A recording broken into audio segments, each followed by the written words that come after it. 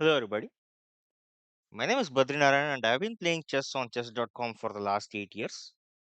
Recently, I started sharing my journey on YouTube, basically documenting my games and adding commentary to my games, like why I made a particular move, why the opponent might have made a particular move, and so on.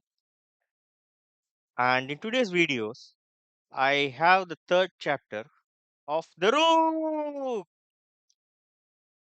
Basically, I have two or three games where I sacrifice the Rook to give a get a decisive advantage or even win the game. And yeah, actually, in these games, it was not an immediate checkmate. It was just a rook sacrifice to get some huge advantage in the game. But before that, I have some bad news and I have some good news.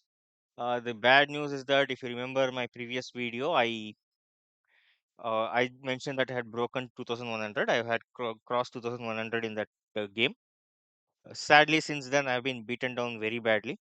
I lost a lot of games, and in my haste to get back to 2100, I kept playing and I kept losing more and more. And I'm trying to once again come back to 21. Right now, I just crossed 2000 and I'm at 2004. Let's see how the rest of the how quickly I can get back to 21 again. And the good news is basically the cup you are seeing on the screen. As you know, I use this logo to hide the moves list so that you don't see the moves list and you already know where the game is going. Previously, I had something to show that I'm targeting 2400 for this year. Now I have this cup, and this cup is the prize I won in a local tournament. Right now, I'm in Chennai, and in Chennai, there's a club called Chennai Chess Club, which organizes uh, offline chess tournaments. These are casual tournaments and not 5-day tournaments. It's not affiliated with 5-day or anything. And there were 60 to 70 people in that, and I won the second prize last week in this tournament. And basically, the second prize was this cup, which has something related to chess and a quote from Bobby Fischer saying that I don't believe in psychology, I believe in good moves and all. I cannot swear to the authenticity of the quote, but I'm really happy that this I have won my first OTB tournament, and I am really hoping to replicate this success both in casual and 5-day tournaments. So let's see how that goes for the rest of the year. For now, yeah, let's start today's games. Um, let's see. I think this is the first game, and my accuracy is around 89. And you can see the brilliant move, which was the rook sacrifice. Let's just start. The Yep. The opponent played the king's gambit, to which I played the Slav defense, which is my preferred counter against the queen's gambit. Unfortunately, the opponent went for the exchange variation. If you go talk to 100 Slav players and ask them why, which variation do you hate, they'll all say this is the one. CX d5, CX d5 is something that Slav players hates to the core. The game becomes very passive, very symmetrical. Like very soon, we are going to mirror each other in every way, and the Slav player seriously doesn't like it. But what I learned was, as our rating keeps increasing, we are going to see more and more of this exchange variation because it makes the game very easy for white. Um, they just need to play simple moves and they'll be very safe, uh, and basically they're playing it very safely, and it's up to black to uh, try something and counterattack white, and that's not going to be easy. That's the reason why white more and more prefers this apparently. I definitely wasn't happy when the exchange happened, but there we have. Very soon I brought this bishop out, and this is something also that I have started. Before I was very scared of this move. It was one of the reasons why I was scared of I didn't like the exchange variation, because I'm scared of bringing this bishop out, because the opponent can bring this queen, threaten this pawn, and all that. So that's the reason why I really hated the exchange variation. But recently, I have become more and more confident in countering this. And opponent pin the knight. I didn't even care. I just tell him you can have the knight if you want. I don't give a damn. And that's exactly what happened. Which I think it's a mistake. I'm an avid follower of Remote Chess Academy, and to take is a mistake is something that I definitely do incorporate in my games. I don't trade unless it's absolutely necessary. In this case, I felt it was necessary just to bring this pawn structure, which will block in the dark square bishop for my opponent. And the opponent further blocked it by moving his pawn. And I just continued. And at this point, I made the first big move. Uh, the engine calls it an inaccuracy, but I definitely wanted to make this move. As we all know, this is a weak square. A weak square is a square in your opponent's side of the board, which cannot be controlled by a pawn, which can never be controlled by a pawn. And need to look, you need to try and put your minor pieces or your major pieces into those kind of weak squares. And here, my minor pieces are out of position. This knight is not going to come to this square anytime soon. And this bishop is a light square bishop, so it can't go to a dark square. So that's just not going to happen. So, and that's the reason why I brought the queen there. This was his first mistake. So ideally went here because now he loses some tempo when the bishop comes in to give a check. And that's exactly what happened. Knight takes knight, bishop takes knight, check. And now I have a brilliant outpost. An outpost is a square in your opponent side, where you have a bishop and you have a pawn supporting that. Be either a bishop and a pawn or a knight and a pawn. And the idea is that this bishop and this pawn can never be dislodged now. That is the core idea of outposts.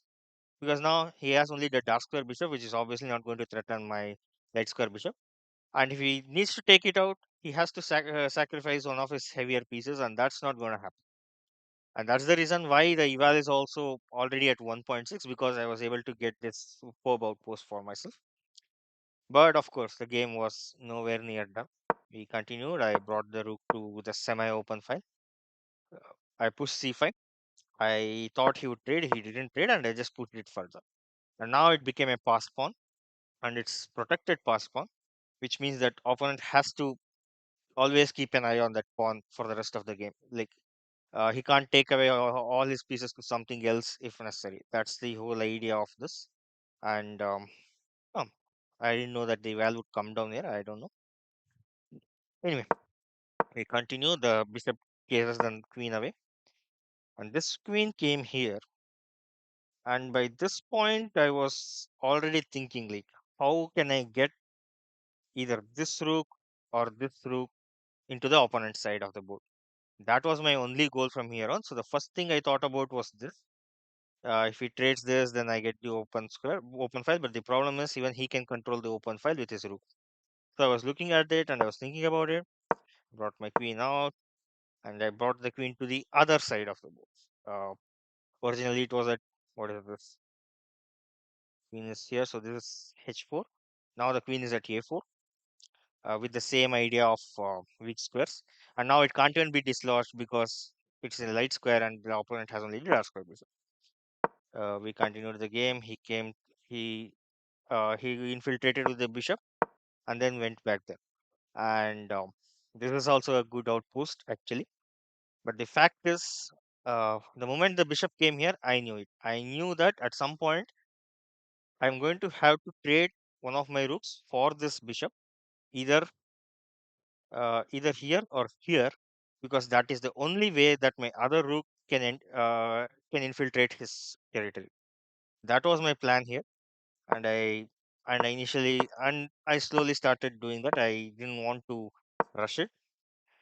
Apparently, the engine wanted me to do it straight away. I don't think I would have done that. Let's see where exactly. Let's just a minute. Just a minute. Oh yeah, it looks like the engine wanted me to do it straight away. I don't think I would have done that. Because after that trade, I have to bring this rook. I have to take two moves to do that, and I don't think he would have allowed me that easily. So that's the reason why I didn't do that. But here, I knew that it was time. So first, pawn takes pawn, bishop takes pawn, and I sacrifice the rook. Pawn takes rook, and queen jumps in, eyeing this beautiful. Is this b2, right? No, g2. Eyeing this beautiful g2 square. Now the opponent has to cover that by going this, and this is where the opponent made the second and bigger mistake of the game by bringing rook to f2 instead. This gave me one more step there. I got the queen to the last rank. From this point on, he had to be very accurate with his moves. And the first thing I did was give a check. And if you recall 2 moves ago, and let's say, a minute, yeah. Okay. So apparently, even here, he wants the rook to come to g2, and the engine wants you to trade off this rook. Even basically give up this +2 advantage just to stay alive in the game, because this bishop is a monster bishop. The utility of this bishop, even though it's just 3 points, is much higher than this rook, and that's what the engine wants to do. However, now after q g1 check, you can't even commit to that one now, because now if the rook comes here, bishop takes rook, and queen can't even take the rook bishop back, because then I give this check and kill this rook. And the funny thing is, uh, this is the best move apparently. Uh, White is going to lose two rooks for one bishop, and yet apparently that's the best move for white. That shows the power of the outpost, and that's why I wanted to showcase this game. Uh, anyway, let's go back to the actual game. In the actual game, he tried to run away with the king, and that was just a mistake. I gave a check. He captured en passant, and I captured back. And my idea was to get in here once again. And at this point, he committed the final blunder. He thought, let's chase away this queen, but that leads to forced mate. G5 check. The only option for the king is to come downstairs. Let's The king is to come downstairs. Once the kings come downstairs, I'm going to bring my queen here and then here, and there is no way to stop checkmate for white. Even though the white has two rooks and a queen, they just have no option but to lose the game. And white apparently realized that, and that's why white resigned as soon as I brought the queen to g3. So that was a great game. Um, Obviously, I won with the rook sacrifice, but really, the major takeaway from this game is the outpost. If you have opposite colored bishop, just get your bishop into a nice outpost like this, and for the rest of the game, you will have a lot of advantages against the opponent. Um, that was about the first game. Now let's look at this one. Let's see. Yep, yeah, this is the one. So once again, 88% accuracy with 2, 19, 25, 26, 32, 36, 37 moves. Yeah, let's look into it. So, okay. So, funnily, I am surprised that people still go for the Joko piano at 2000 rating. And let me know your thoughts on that. Like, from a very young age, I always thought that beyond a certain level, everybody did only D4. No one went for E4 at all. But I'm seeing more and more E4s at this level as well. Especially the Rui Lopez, of course, but even this one also, Joko piano as well. And in this case, opponent tried a tactic which is a good tactic, but I think this was not the right position to try that. I get, I think you can guess what I'm talking about. The idea is this: take the pawn with the knight, pawn takes back, and bishop takes back. So basically, white is giving up a knight for two pawns. Okay, but this is actually not the worst idea in the world. But there needs to be some conditions. Firstly, this bishop and let's see, this bishop and this pawn, this knight. Sorry. So this knight is in a dark square, and this bishop is blocked by this pawn, which means that this bishop can never come and support this knight. And this knight is also in out of position. Like just to come to this knight, it needs two moves. And what are those moves, by the way? This and this. So these are all bad moves, and it's not going to be easy for black to defend this knight. But the only caveat is, the only condition here is, you can do this only if we need only four conditions are passed. First two conditions are this bishop and this knight are out of position. The third condition is that you should not have castle, and the fourth condition is that the opponent should have castle. If I had castled, and then this trade would have been a very good trade because the queen is jumping out. This knight can jump out and get into the action, and lot of things can happen. And my king would be here, my rook would be here, and it will not be easy to hold on to this knight. That's the whole idea behind this tactic. But in this case, since I was not castled, I was very confident in moving g5. And when he actually traded, I knew that I had a big advantage here. Rook comes out, yeah, and in the next move, rook jumps to g6. It's a mistake apparently, but I don't think so. I think this is a decent enough move in my opinion. Um, and now this knight is unpinned, which means that I can escape with the queen and then escape the knight as well. I can do whatever I want. The whole idea behind this pin is that this knight cannot move, and this queen can come and attack. Now, whenever the queen comes to attack, I have two pieces defending the knight, and on top of that, I can move the knight whenever I want. This is the whole reason why this tactic doesn't work if those four conditions are not met. Anyway, this is he moved this knight, and I moved the queen away. And like I said, I was trying to unpin the knight, and I straight away offered an exchange of the queen. But it looks like I missed the tactic. Let's look at it. What's the tactic? Knight jumps. Okay. Oh, this is like yeah, this is I guess like the French defense move.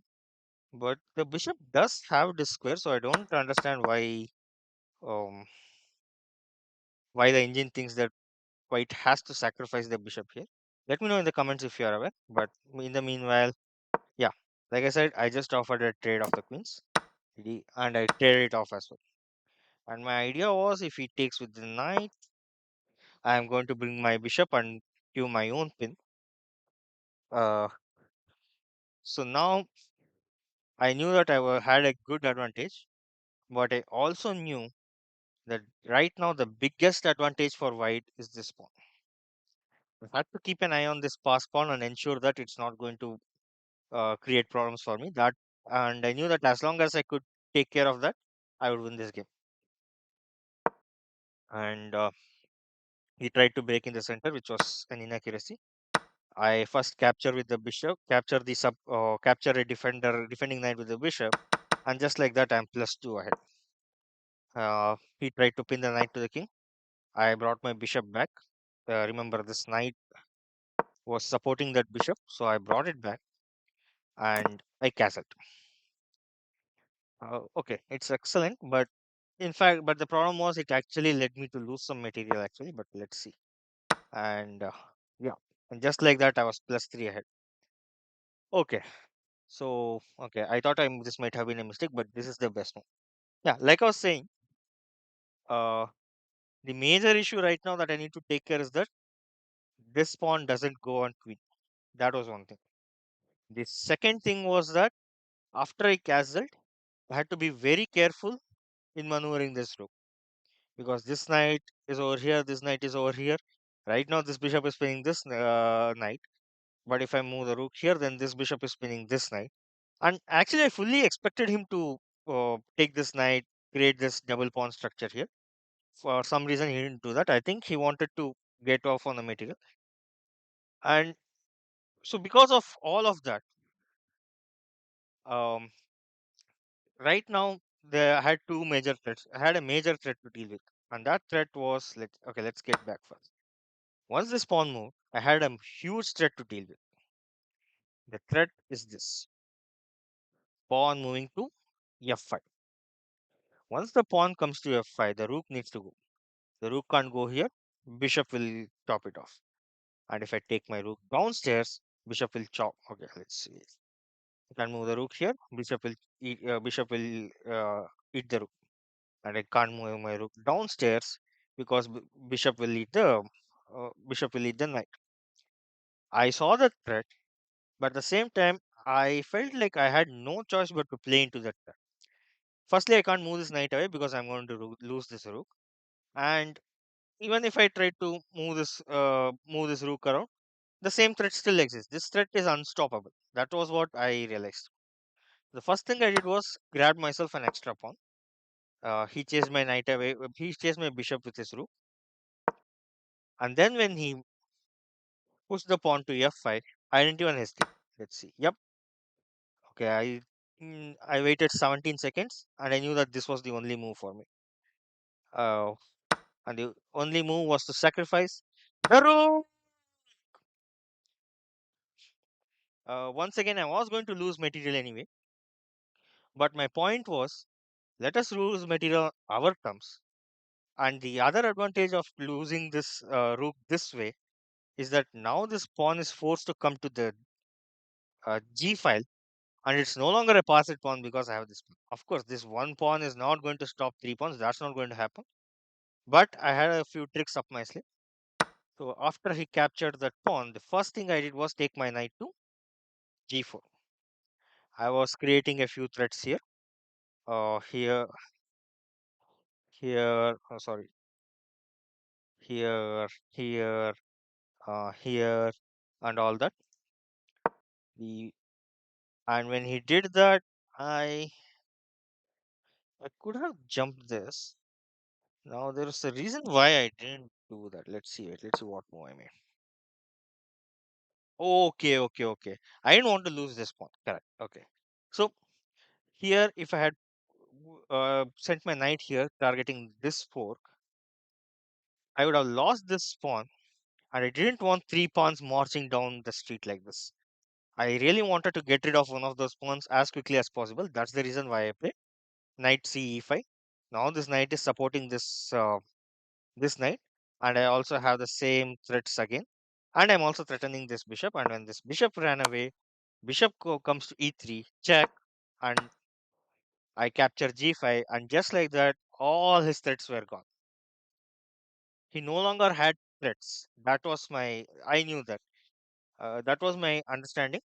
And now the only good move for white was to come to h1 actually. I don't know, rg1 is best, it says, but I really didn't feel that way. I felt that he should have brought the rook to h1 and try to do something here. I pushed the pawn forward, and I allowed this check to happen. I allowed him to take that outpost. I wasn't really worried about it that much. And once the king got out, I took the h file, and from this point onwards, I knew that there was no chance for white. White tried to give this threat. Basically, the threat is to capture two of my pieces for one rook. I didn't want that to happen, and the first thing I did was give a check. King came to b4, which means now the king is stranded in the middle of the row, which means that I had a four-set checkmate. And this is the kind of mindset that you need to start building once you get past a certain level.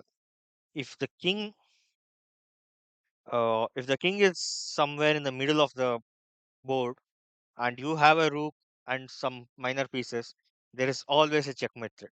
You just need to find the sequence. That's it. So first straight away I gave c5 plus and king went to a4. And at this point, I didn't want to, like I said, I didn't want to lose two pieces for a rook. That's why I moved the knight away. He still took the bishop just to clear that outpost. Rook comes in and gives a check, but I had created the loop, and I sent my king to a7. And once they did b3, it was over. The first move is b5 check. Now opponent has two options. One is to go upstairs, and the other is to go downstairs. If king goes upstairs, uh, knight c4 plus is checkmate. It's actually mate. Only problem is he can capture with the bishop and I recapture with the knight to give the checkmate. And if the king goes downstairs, then look at this one. Once again, knight ce4 checkmate. Oh, sorry. Wait. This is not a checkmate. Oh, this is okay. This is the mate in one. Okay, I saw this one. I didn't see this one. And after pawn takes, knight takes, and it's again a checkmate. It's not a checkmate. Okay, I'm a free. Oh, right. Uh, what is it? Show follow up. Oh, okay. Yeah. Basically, the I knew that as soon as I did b5 check, and I knew that I had a mate in it. And once again, I sacrificed my rook to get the advantage in this game. And that is the reason why I wanted to show this, and I wanted to show the power of the outpost and that particular tactic with the knight. Let's see. Uh, Once again, I just want to show that knight attack one more time. Yeah. So if you try to pin this knight, and if the opponent does this, let's see. So you bring the bishop to g5. Opponent does h6. Bishop goes to h4. Opponent does g5. In this position, you can trade this knight for these two pawns, right? But you can do it only if four conditions are satisfied. The first condition is that the dark square bishop should not be able to defend this knight. The second condition is that the other knight should not be able to defend this knight. For example, if the knight is in the starting square, the knight can quickly come here and defend this knight. So those are those that is the second condition. The third condition is that you should have been castled, and oh, sorry. The third condition is that your opponent should have been castled, and the fourth condition is that you should not have been castled. If all these four conditions are met, you can try this tactic. Without that, you cannot try this tactic. And yeah, that's basically what I wanted to show for today's video. Let me know your comments on this. Let me know what you liked about this video, and of course, more importantly, let me know what you didn't like about this video. Thank you.